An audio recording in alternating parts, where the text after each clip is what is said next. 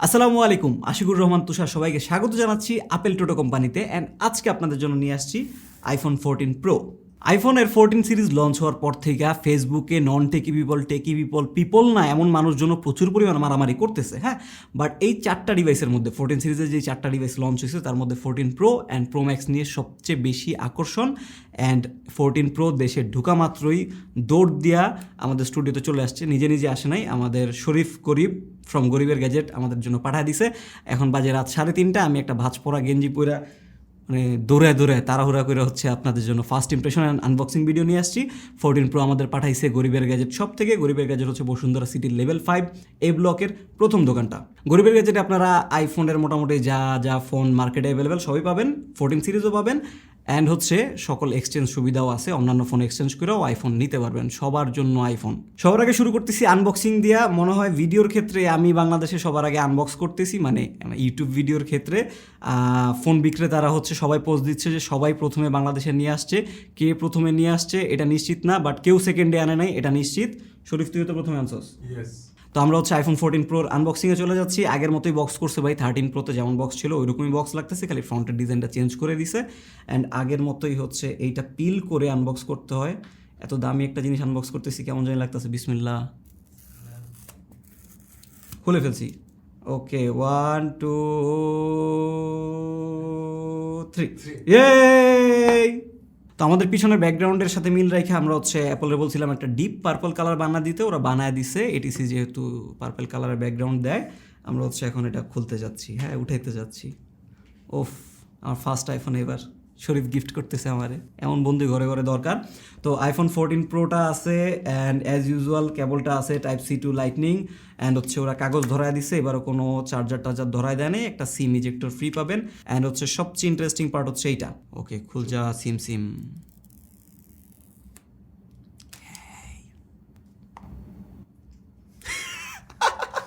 শরীফের কলচাটা দূর হয়ে গেছে। ওকে, ক্যামেরা অফ করে এতক্ষণ ধরে হচ্ছে চালায় দেখলাম এটার কি অবস্থা। যথেষ্ট পরিমাণ গরম হয়েছে ফোনটা। কি করছো সাবির এতক্ষণ ধরে এটা নিয়ে? আচ্ছা, এখন আমরা হচ্ছে 14 প্রো অ্যান্ড প্রো ম্যাক্সের একদম ভেরি বেসিক যেগুলো, হ্যাঁ একদম খুবই সাধারণ ব্যাপার যেগুলো, ওগুলো নিয়ে হচ্ছে কথা বলবো। সবার আগে থাকে হচ্ছে কালার্স। হ্যাঁ, আইফোনে কালার্স একটা ইম্পর্ট্যান্ট জিনিস, কেন জানি।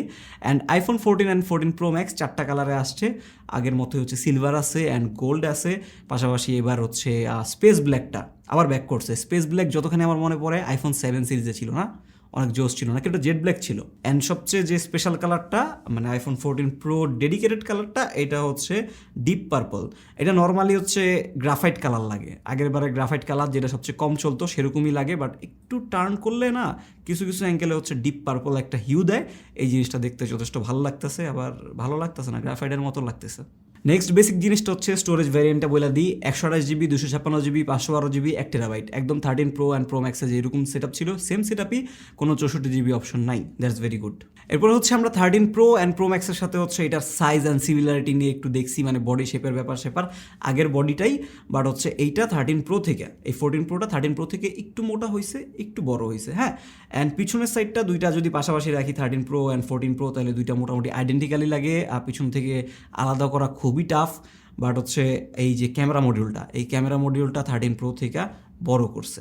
অ্যান্ড ক্যামেরা লেন্সগুলা যথেষ্ট বড় করছে। অ্যান্ড 14 প্রো ফোনটাই হচ্ছে একটু ছোটোখাটো সাইজের, হ্যাঁ একটু হ্যান্ডি।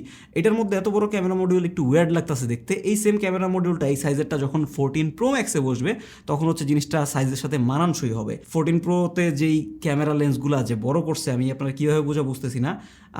আগের বার যে 13 প্রোতে যখন ক্যামেরার উপরে এক্সট্রা লেন্স বসাইতো না যাতে ঘষা না খায়, ওই সাইজ হয়ে গেছে এখন অলরেডি স্টকভাবেই। এগুলো ছাড়াও সাউন্ড এক্সপিরিয়েন্সটা আগের মতোই হওয়ার কথা। আমরা ছোট্ট করে একটা সাউন্ড টেস্ট করে নিই।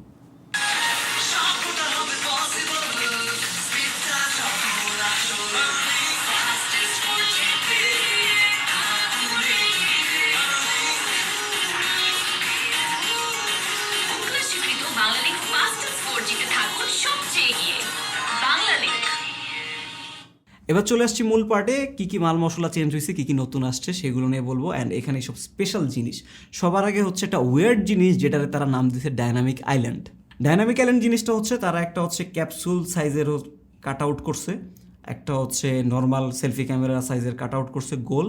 এই দুইটারে খুবই ব্রিলিয়ান্টভাবে কানেক্ট করে দিয়েছে, মাঝখানের পিক্সেলগুলো ব্ল্যাক করে দিয়ে, মানে অফ করে দিয়ে। তো এইটা বড় কথা না, এর থেকে বড় কথা হচ্ছে তারা অ্যানিমেশনগুলো এত জোস করছে। হ্যাঁ, অ্যান্ড এই জিনিসটা, এই হার্ডওয়্যার ওয়াইজ জিনিসটা সফটওয়্যারের মেলবন্ধনে এত সুন্দরভাবে করছে ভাই, বারবার প্রশংসনীয়। ডায়নামিক আইল্যান্ডের মূল স্পেশালিটি হচ্ছে এইটা কিছু কিছু অ্যাপের, ম্যাক্সিমাম অ্যাপেরই লাইভ স্ট্যাটাস শো করে। আমি টাইমারে গেলাম, টাইমারে যে স্টার্ট দিলাম অ্যান্ড হচ্ছে আমি ব্যাকগ্রাউন্ডে ফেলাই দিলাম, অ্যান্ড এটা এখানে শো করতেছে যে টাইমিং কতক্ষণ চলতেছে, কোন অ্যাপটা ওপেন আছে, দুইটাই চলতেছে। অ্যান্ড আমি এখানে যদি একটা প্রেস করি তাহলে এই অ্যাপটা খুলে যাবে, অ্যান্ড আমি যদি এখানে চাপ দিয়ে ধরে রাখি তাহলে এটা হচ্ছে একটা পপ আপ দিয়ে খুব ব্রিলিয়ান্টলি এই পাঞ্চ হোল বা কাট আউটগুলার ইউজ করে সুন্দর করে আমার এই স্ট্যাটাসটা দেখায় দিচ্ছে কী চলতেছে, কোন কাজ চলতেছে। This is really brilliant. এর থেকে বড় কথা, ডায়নামিক আইল্যান্ড হচ্ছে মাল্টিটাস্কিংয়ের জন্য আমার কাছে খুবই জোস লাগছে।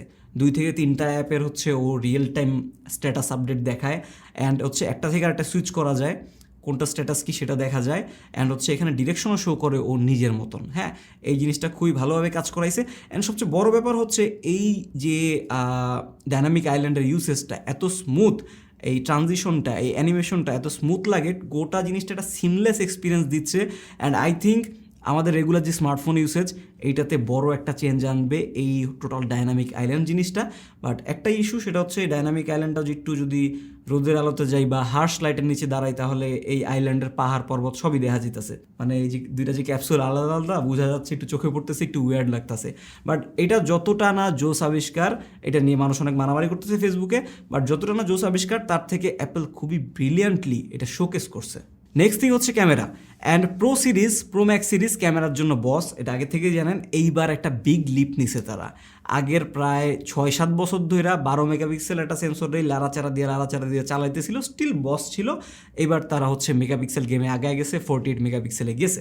তো স্টিল ইমেজ তো জোস হবে, অলরেডি অনেকগুলো কম্প্যারিজন আপলোড হয়ে গেছে ইউটিউবে, সবাই জোস জোস জোস জোস বলতেছে। বা স্টিল ইমেজ থেকে আমি ভিডিও নিয়ে বেশি ইন্টারেস্টেড। আইফোন তো ভিডিও গেমে এমনিতেই বস, তার উপরে হচ্ছে এবার বেশ কিছু জোস ফিচার দিছে অ্যান্ড ভিডিও গেমে মানে ওয়ে আপ করছে, স্পেশালি নাইট ভিডিওতে এই সেন্সরটার জন্য যতখানি আমার মনে হচ্ছে। ভিডিওতে সবচেয়ে বেশি ইন্টারেস্টেড লাগছে আমার কাছে অ্যাকশন মোডটা। এটা হচ্ছে সুপার স্টেডি টাইপের বলতে পারেন, মারাত্মক স্টেবল করে ফেলে ফুটেজ, অ্যান্ড দৌড়াদৌড়ি লাফালাফি যাই করেন যথেষ্ট স্টেবল পাবেন, খুবই ভালো কোয়ালিটির ক্লিপ আসে, আমি নিজে দেখছি। অ্যান্ড যদিও যথেষ্ট ক্রপ করে ফেলে, বাট আই থিঙ্ক এইটা হচ্ছে আইফোনের যেই ভিডিও গেমটা এটাকে ওয়ে আপ করে দিবে। অ্যান্ড অ্যাকশন মোডটা হচ্ছে 2.8K-তে শ্যুট হয়, পাশাপাশি সিনেম্যাটিক মুড যেটা তাদের অ্যাজ ইউজুয়াল ওইটাতে ভালো পরিমাণ আপগ্রেড করছে। অ্যান্ড এইবার নাকি আরও বেশি ইনহ্যান্সড হয়েছে তাদের আইএসপির কারণে, রাইট? এখানে সমস্যা একটাই, আইফোন এখনও হচ্ছে 8K ভিডিও দেয় নাই, যদিও 8K ভিডিও এখনও লাগে না, আরও 2-3 বছর পর বাকিরা যখন আর একটু গেম আপ করবে তখন আইফোন ওটার ইনোভেশন হিসেবে 8K একটা ইউজেবল 8K নিয়ে আসবে। এখনও 8K-গুলা অ্যান্ড্রয়েড স্মার্টফোনগুলোতে ইউজেবল না ওইভাবে। এছাড়াও ফ্রন্ট ক্যামেরার ক্ষেত্রে 12 মেগাপিক্সেলের আরেকটা সেন্সর দিছে মনে হয়, এটা হচ্ছে আগের থেকে ইমপ্রুভ করছে। অ্যান্ড এইটাতে একদম অটোফোকাস দিয়ে দিছে, আগে অটোফোকাস ছিল না। আর এখন হচ্ছে এইটাতেও সিনেমেটিক ভিডিও হয়, ফ্রন্ট ক্যামেরা দিয়ে আপনি সিনেমেটিক ভিডিও নিতে পারবেন। অ্যান্ড এবার ওরা স্টিল পিকচারের ক্ষেত্রে বা ভিডিওর ক্ষেত্রে বা লেন্সের ক্ষেত্রে যেটাই বলি না কেন, 3টা লেন্স দিছে, বাট কাজ করে মোটামুটি 4টার। আলট্রা ওয়াইড তো আছে 0.5, এরপর 1x আছে প্রাইমারি ক্যামেরাটা, অ্যান্ড 3x-এর টেলিফোটো লেন্সটাও আছে। বাট মাঝখানে একটা 2x চলে আসে। 2x-টা হচ্ছে যে প্রাইমারি ক্যামেরাটা আছে এটার একদম মাঝখান দিয়ে ক্রপ করে 2x-টা করে। সো 2x-ও আপনারা অপটিক্যাল কোয়ালিটির ইমেজ অ্যান্ড ভিডিও পাবেন। সো 0.5, 1, 2, 3 সব কভার্ড, অ্যান্ড 15x পর্যন্ত হাইয়েস্ট জুম যায়। দেন চলে যাচ্ছি হচ্ছে কিছু নতুন ফিচারে। হ্যাঁ, এগুলো কমিউনিকেশন অ্যান্ড হচ্ছে সেফটি রিলেটেড। নাম্বার 1 হচ্ছে স্যাটেলাইট SOS। এই জিনিসটা বাংলাদেশে কার্যকর না, কার্যকর হবেও না আমি যতখানি জানি। এই জিনিসটা আপাতত USA অ্যান্ড কানাডা রিজিয়নের মানুষদের জন্য নভেম্বর থেকে অ্যাক্টিভ হবে, 2 বছর ফ্রি থাকবে, এরপর টাকা দিতে হবে। অ্যান্ড অ্যাপল কিন্তু কামাই এইভাবে এইসব সার্ভিস দিয়ে। অ্যাপলের একটা জিনিস খেয়াল করবেন, তাদের ডিভাইসের দাম কিন্তু বাড়ে না, প্রতি বছর আপগ্রেড করতেছে, জোস জোস জিনিস দিতেছে, কিন্তু ডিভাইসের দাম সেম রাখতেছে, কারণ ওরা এইসব সার্ভিস দিয়ে প্রচুর কামায়, প্রচুর। তো স্যাটেলাইট SOS জিনিসটা কীভাবে কাজ করবে আমি বলে নিই। আপনি যদি কোনো প্রত্যন্ত অঞ্চলে যান যেখানে নেটওয়ার্ক নাই, ওয়াইফাইও নাই, তাহলে আপনি যদি কোনো বিপদে পড়েন তাহলে হচ্ছে এই ফোনটা স্যাটেলাইটের দিকে, আকাশে স্যাটেলাইটের দিকে ক্লিয়ার আকাশ থাকতে হবে, তাক করে হচ্ছে আপনি ইমার্জেন্সি হেল্পলাইনে একটা মেসেজ পাঠাতে পারবেন যে ভাই আমি বিপদে আছি। বাংলাদেশে কল দিলে কল রিসিভ করবে না, কল যাবেও না। নেক্সট হচ্ছে ক্র্যাশ ডিটেকশন। এইটা আইফোনের যে 14 সিরিজের যত ফোন আছে ইভেন ওয়াচ যেটা বাইর করছে ওইটাতেও দিয়ে দিছে। অ্যান্ড এটা আই থিঙ্ক অনেকের জন্য খুবই হেল্পফুল একটা জিনিস হবে। আপনি যদি কোনো দুর্ঘটনার মধ্যে পড়েন, ওরা হচ্ছে জাইরো অ্যান্ড হচ্ছে অ্যাক্সেলোমিটার সেন্সর, তারপরে ব্যারোমিটার যেটা দিয়ে বায়ুচাপ মাপে, এই জিনিসগুলো যথেষ্ট ইমপ্রুভ করছে যাতে প্রিসাইসলি মাপতে পারে যে আপনি কোনো অ্যাক্সিডেন্টে পড়ছেন কিনা, হঠাৎ আপনার গতি কমে গেছে কিনা, তখন হচ্ছে ওরা নিজে থেকেই একটা SOS পাঠিয়ে দিবে ইমার্জেন্সি নাম্বারে। অ্যান্ড এইটাও বাংলাদেশে ইউজ করতে পারবো না মনে হয়।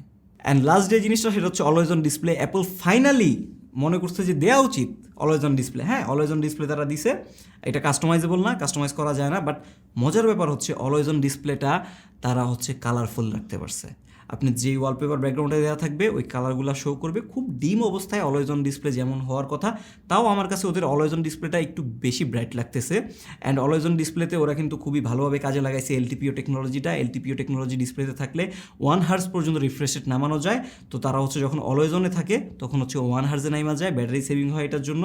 বাট আবার অন দ্য আদার হ্যান্ড তারা কিন্তু ব্ল্যাক অ্যান্ড হোয়াইট রাখে নাই, কালারফুল রাখছে। কালারফুলের জন্য কিন্তু ব্যাটারি খাবে। এরপর নেক্সট থিং হচ্ছে সিম কার্ড অ্যান্ড ভ্যারিয়েন্ট। এটা খুবই ইম্পর্টেন্ট। প্রতিবার মানুষ যখন দেশে আইফোন আসে সবাই USA ভ্যারিয়েন্টের জন্য পাগল হয়ে যায়। USA ভ্যারিয়েন্টের দাম বেশি, রিসেল বেশি, হংকং, সিঙ্গাপুর, জাপান এগুলোর দাম দিতে চায় না। বাট এইবার USA ভ্যারিয়েন্ট একটা ধরা খায় গেছে। USA ভ্যারিয়েন্টে 14 সিরিজের ফোনগুলোতে শুধুমাত্র সিম কাজ করবে, কোনো ফিজিক্যাল সিমের স্লটই দেয় নাই, ট্রেই দেয় নাই। সো এইবার বাংলাদেশের মানুষজন আর ইউএসের পিছিয়ে দৌড়াদৌড়ি করবে না আই থিঙ্ক। যদি না সব সিম কোম্পানিগুলো বাংলাদেশের সিম লঞ্চ করে ফেলে ধুমায়া, তখন আবার USA ভ্যারিয়েন্টের দামটা বেড়ে যাবে, চাহিদা বেড়ে যাবে। বাট তার আগে শরীফ তুই কিন্তু USA ভার্সনটা আনিস না, ধরা খাবি, বেচতে পারবি না। অ্যান্ড লাস্ট যে চেঞ্জেসগুলো আছে সেগুলো হচ্ছে হার্ডওয়্যারগত। নাম্বার 1 হচ্ছে অ্যাপলের বায়োনিক A16 নতুন চিপসেট দিচ্ছে। এটা হচ্ছে 4 ন্যানোমিটারের, আগেরটা ছিল 5 ন্যানোমিটারের। এটা হচ্ছে A15 যেটা ছিল আগের বারের 13 সিরিজের, ওইটার থেকে একটু বেশি ইমপ্রুভড, সামান্য বেশি, অত বেশি মার্জিনে বড় হয় না। এত বেশি মার্জিনে বড় হওয়ারও দরকার নাই, কারণ অ্যাপলের বায়োনিক চিপসেটগুলো এত পরিমাণ পাওয়ারফুল। ওরা অ্যাপলের যেই বায়োনিক A13 ছিল ওইটার সাথে কম্পেয়ার করতেছে বাকিদের, যে মানে 13রেই ক্যাচ করতে পারতেছে না, 16-এ কই আসবে বাকিরা। সো সুপার পাওয়ারফুল, ওইটা নিয়ে কোনো চিন্তাই নাই। আর ডিসপ্লেতেও কিছু ছোটোখাটো চেঞ্জ আসছে, সেগুলো বলতেছি, বাট সাইজে চেঞ্জ আসে নাই। আগের মতোই 14 প্রোতে হচ্ছে 6.1 ইঞ্চের ডিসপ্লে অ্যান্ড 14 Pro Max হচ্ছে 6.7 ইঞ্চের ডিসপ্লে। LTPO অ্যাড হয়েছে, 1 থেকে 120 হার্জ পর্যন্ত রিফ্রেশ রেট টানাটানি করতে পারে সে, কোনো সমস্যা নাই। অ্যান্ড ডিসপ্লের আশেপাশে বেজেল আগের থেকে একটু পরিমাণ কমছে, জিনিসটা দেখতে সুন্দর লাগতেছে, বাট খেয়াল করা একটু টাফ। আর হচ্ছে আগের থেকে রেজুলেশন একটু বাড়ছে। বাট সবচেয়ে বড় চেঞ্জটা হয়েছে হচ্ছে ডিসপ্লে ব্রাইটনেসে। আউটডোর পিক ব্রাইটনেস 2000 নিটসে চলে গেছে। আগে ছিল 1300 নাকি 1200 নিটসের মতো ছিল, এবার 2000 হয়ে গেছে। এছাড়া আমি আর কোনো মেজর চেঞ্জ দেখতেছি না, বাট আরও কিছু ছোটো চেঞ্জ আছে আমি বললাম যেগুলো হওয়ারই কথা। যেমন iPhone 13 Pro থেকে এইটার 14 Proতে একটু ব্যাটারি ক্যাপাসিটি বাড়ছে। অ্যান্ড হচ্ছে চার্জিংয়ের ক্ষেত্রে ম্যাক্সেফটা সেম রকম থাকলেও তারা যে ওয়্যার্ড চার্জিং, মানে তার দেওয়া চার্জার দিয়ে অ্যাডাপ্টার দিয়ে যে চার্জ দিবেন, ওইটা এখন 33 ওয়াটে গেছে। যত বেশি পাওয়ারফুল চার্জার দিয়ে চার্জ দিবেন ব্যাটারি হেলথ তত দ্রুত যাবে। সাবিরের মতামত এটা, আমার মাইরেন না। অ্যাপল ইউজাররা তো ফোন ভাঙ্গা যাক, ব্যাটারি হেলথ থাকতে হবে 100-এ 100। অ্যান্ড লাস্টলি iOS 16, এটা সবাই জানেন। iOS 16-এ যায় যদি আপাতত সবাই নিরাপদে আছে, যথেষ্ট ভালো আছে। বাট এটা যদি 13 সিরিজের মতো গ্রিন লাইন পড়া শুরু করে, কিউ এটা কেউ ভাবছেন দৌড়ায় দৌড়ায় যে কিনতেছেন? 13 Pro আর Pro Max-এর মতো যদি গ্রিন লাইন পড়ে তাহলে এটা ডিজাস্টার হবে। বাট ইনশাল্লাহ পড়বে না, কোনো প্যারা নাই, প্যারা হইলে আমি নাই। তো এগুলোই ছিল মোটামুটি 14 Pro অ্যান্ড Pro Max-এর ব্যাপার স্যাপার। 14 Pro অ্যান্ড Pro Max মোটামুটি সিমিলার জিনিস, জাস্ট হচ্ছে ডিসপ্লেটা, ব্যাটারি সাইজটা হচ্ছে একটু আলাদা, একটু বড়, দ্যাটস ইট। প্রতিবার এগুলোই হয়, আপনারা জানেন, নতুন কিছু নাই। বাট নতুন যে জিনিস দেখছি আমরা যথেষ্ট ভালো লাগছে। অ্যান্ড এই মানে অ্যাপল যে প্রতিবার নিয়ে আসে আমার খুব শরীর জ্বলে, বাট স্টিল মানতে হয় যে ওরা জোস একদম পারফেকশন বানায় নিয়ে আসে। হ্যাঁ, অ্যান্ড যেসব জিনিস দিছে এগুলো প্র্যাকটিক্যাল ইউসেজে খুবই হেল্পফুল হবে, আই গ্যারান্টি। আমার এতখানিতেই মনে হচ্ছে খুবই হেল্পফুল হবে। অ্যান্ড পাশাপাশি যারা বাংলাদেশে iPhone 14 সিরিজের এখন ফোন কিনতে যাচ্ছেন, গরিবের গাজেটে চলে যেতে পারেন। গরিবের গাজেট বসুন্ধরাতেও আছে, মিরপুরেও আছে, শাহালি মার্কেটে, ওদের পেজ আমি ডিসক্রিপশন বক্সে দিয়ে দিচ্ছি। বাট এখন আজকে হচ্ছে 17 তারিখ। হ্যাঁ, নেক্সট 1 উইক চেষ্টা করবেন কেউ কিনতে না, কারণ এখন প্রাইস থাকবে একদম আকাশের উপরে। আকাশের উপরে যদি কিছু থাকে, মানে পাহাড়ের উপরে থাকবে আর কি, মেঘের উপরে থাকবে। সো এখন হচ্ছে 1 উইক একটু অ্যাভয়েড করেন, 1 সপ্তাহ, তাহলে প্রাইসটা স্টেবল দিকে চলে আসবে, তখন কিনবেন ইচ্ছা মতো, কোনো প্যারা নাই। আর কিনে আমার ট্রিট দিতে পারেন। আর এই হচ্ছে আমার নেক্সট ফোন। সবাই আমার কংগ্রাচুলেশন জানান, কংগ্রাচুলেশন জানাও রে ভাই। ও টিকটকার কথাই তো কই নাই ভাই, টিকটকাররা তো এবার পাগলের মতন কিনবে এই জিনিসটা। ভিডিও যত জোস করছে টিকটকারদের, তো মানে টিকটকাররা না কিনলে মনে হয় অ্যাপলের বেচা বন্ধ হয়ে যেত গো ভাই। হ্যাঁ, ক্যামেরা বড় করছে, কড়া লেভেলের টিকটক হবে। অ্যান্ড নাইটে ওরা তো অন্ধকারে ভিডিও করতে পারতো না আগে, এখন কিন্তু রাতের বেলা খুব ভালো ভিডিও করতে পারবে। রিং লাইটের দাম কমে যাবে। গরিবের গ্যাজেটে কি বেচবি তাইলে? বেচে না, শরীফ বেচে না। শরীফ খালি টিকটকারের কাছে আইফোন বিক্রি করে। অ্যান্ড টিকটকার ভাইরা যারা আছেন, টিকটকার ইউটিউবার ভাই সবাই হচ্ছে iPhone 14 pro, pro max, 14 made in Gulistan হোক, সেটা হংকং হোক, যেটাই হোক, শরীফের দোকানে চলে যাবেন গরিবের গ্যাজেট।